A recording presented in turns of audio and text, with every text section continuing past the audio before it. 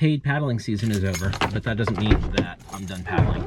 This is the time of year when the weather is still really nice, but classes aren't happening, and it's time for me to go out and work on my skills before winter comes. I think winter is coming tomorrow. So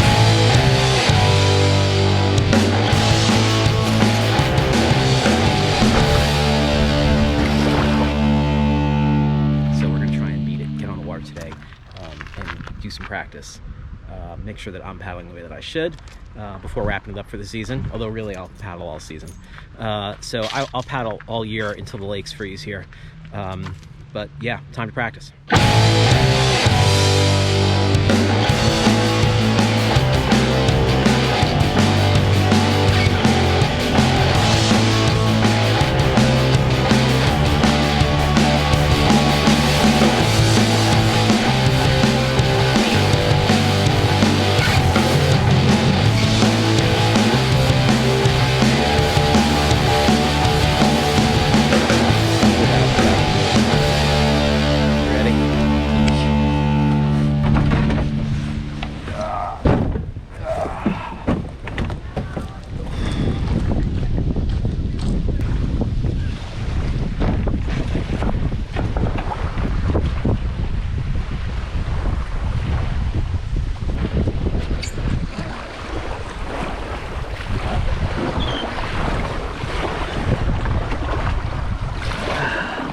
The initial cold shock is pretty bad, but really, once you get in the water for a few seconds, it's not awful.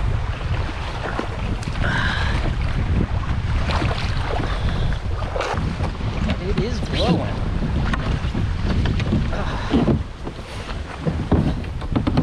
Holy cow, another kayaker. I am not the only one out here.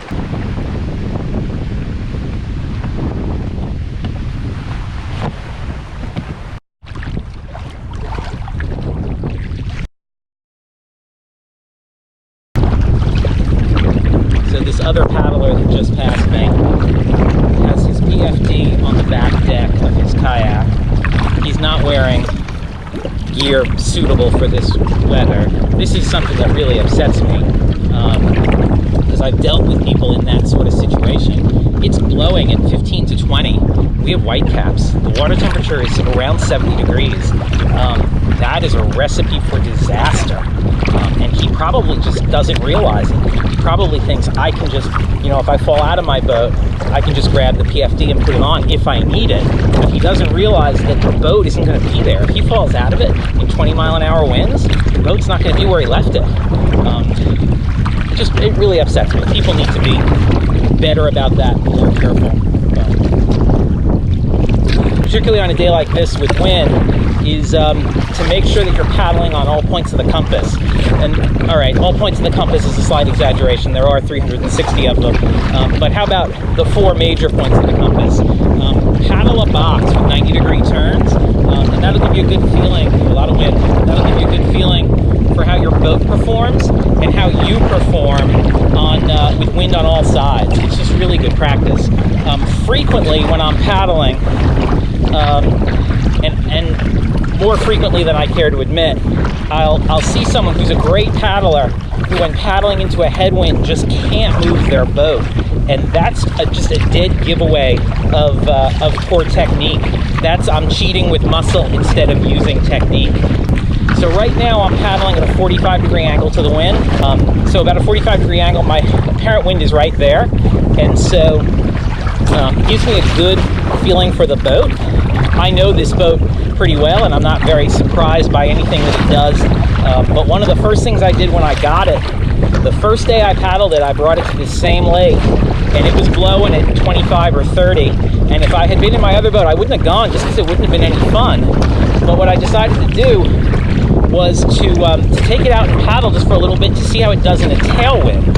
A lot of boats, particularly long boats, particularly long empty boats, don't do very well paddling with the wind behind them. They tend to get squirrely. It feels sort of like the butt of the boat wants to go in front of the boat, wants to spin you around, which is really what it wants to do. And so it takes some skill to be able to remedy that while you're paddling. So now I'm going to paddle. I'm getting a little close to shoreline. Gonna turn 45 degrees or 90 degrees across the wind, so I'm paddling at 45 degrees. Wind on the other side. Now I'm paddling directly into the sun. Nice white caps on my right side.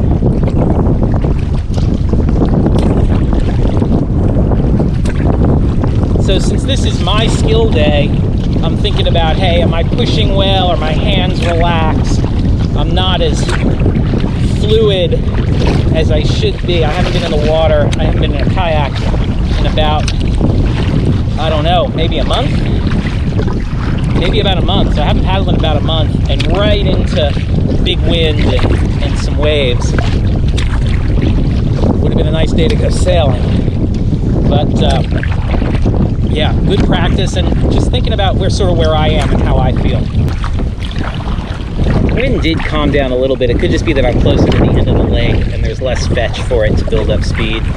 But traditionally what happens is you paddle into the wind, and then when you turn around to have the wind go with you, you lose a bunch of it. Not just that it doesn't feel like it because you're going with it, which does happen, but that really it flattens out. So this would be the halfway point of working on skills. I've done some edging, I've done some racing, but really it's just enjoying paddling in rougher conditions than I normally get on my little lake. I'm here all the time, but oh, there's a crane right there in that.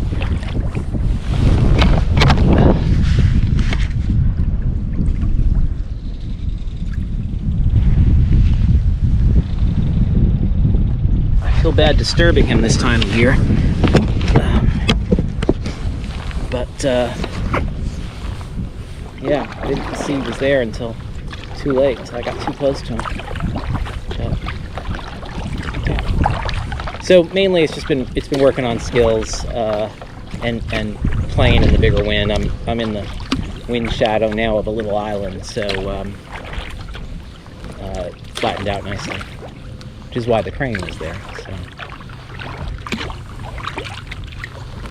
Crane? Blue heron. It was a blue heron, sorry. Man, right in front of me I got a really nice wind line. I should be able to hop in there and get back. And so,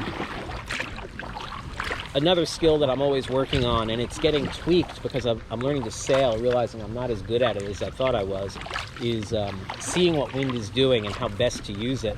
The funny thing is I've spent most of my life in a kayak, so you spend your time learning how to negate the effects of wind, whereas in a sailboat, you spend all your time trying to figure out how to make the wind do as much for you as possible. But learn the wind and get comfortable playing in it, again, so that when you're adventuring for real, you aren't surprised by it.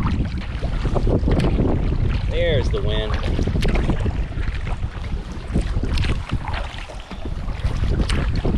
Nice little push. So right now I'm doing very little power, just a lot of correction. In fact,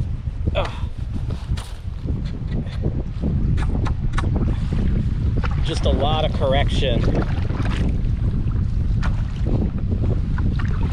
so that to keep the boat going straight. When I stopped for that, 2 seconds to unfeather my paddle, you can see how much the boat turned. So very little power, letting the wind do the work. A lot of edging, a lot of little correction. And the reason I switched from feathered to unfeathered was twofold. On the way out, I switched to paddling feathered so that my blade wouldn't be hitting the wind while I was paddling into it. See, the boat went sideways in just that 1 second. But then when I'm paddling with the wind, I want the wind to hit it. It's a little sail. I'm essentially downwinding in my kayak. Boy, am I starting to think like a sailor. That's a little scary. But now I want that help, so I'm going to let it help me. And the reason I don't paddle feathered all the time, there's nothing wrong with it. For new paddlers, I don't recommend it because it's another thing to think about, right? On every stroke, I've got to adjust the paddle. But for me as an older paddler, I'm 52, I've been paddling for about 20 years. I don't want that added wrist twist on every stroke. And so it's just a little bit easier on my joints. If you think about it like this, if you paddle for 4 hours and you don't stop paddling, you're going to do about 15,000 paddle strokes. And so that's 15,000 wrist twists I don't have to do if I'm paddling with my blades flat as opposed to feathered. So that's generally why I don't paddle feathered. Some instructors say pick one and stick with it, don't switch up, and I don't do that. I disagree with that, at least for me. Do what works for you. Let's see, so if I stop paddling, one edge of the boat's, now the wind's coming from there, so my boat's going to turn to the left. I can counter it with a little bit of an edge, but not enough for all that wind, so a little stroke to get it turned back around. But again, not working very hard. I'm already about halfway back. I've only been paddling for 5 minutes. So it took me about 20 minutes to get out. Only going to take me about half that time to get back because I've got a wind pushing me. Just as I'm about to come back into land, I've got, calm down a little bit, a big crosswind. The boat really wants to cut to the right. This is probably, if I were on a trip with a fully loaded boat, I would probably drop my rudder down, but I can fix this with just a bit of an edge, which I'm pretty much holding, and some paddle corrections. So a little bit of sweep on the right side. All these are just good practice, which is why I'm out here. You gotta practice. I've been doing this 20 years. I still gotta practice. So, end of my day coming up.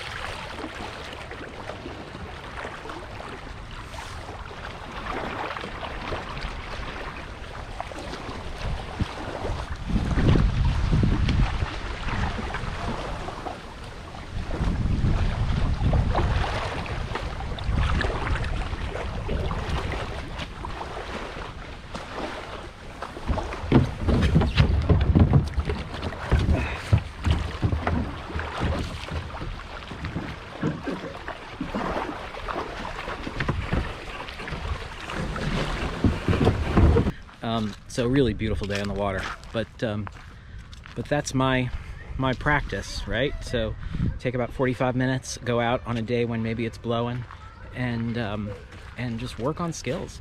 That's what you need to do just to stay in a good place. I was saying to someone the other day, I'm at like 70% of where I think I should be in terms of skills and comfort, and normally I'd like to be at around 80%. I think there's always about 20% for me. But yeah, nice day on the water. That's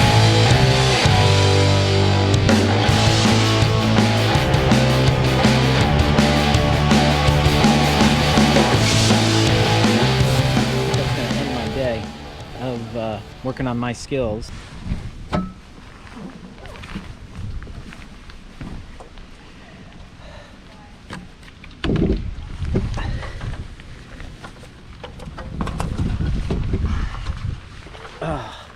Get out there and have fun. Keep playing. Man, I've been looking for that forever. Find a lip balm you like and stick with it. Go out there, keep playing, keep working on your skills. For me, I'm gonna go find some food. I'll see you outside. GoPro, stop recording. GoPro, stop recording. GoPro, stop recording. GoPro, stop recording. GoPro, stop recording. GoPro, stop recording. GoPro, stop recording. GoPro, stop recording.